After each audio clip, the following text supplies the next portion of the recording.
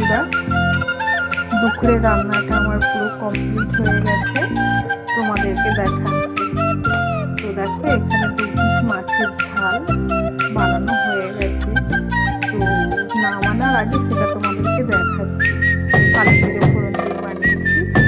আর এখানে দেখো, কুঁদরি আলু পোস্ত বানিয়েছি।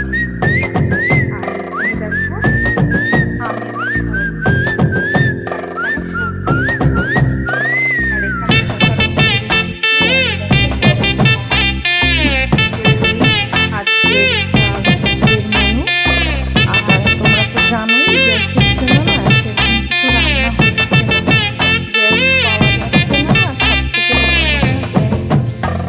বুকিং করা হচ্ছে, বুকিং করা হয়েছে।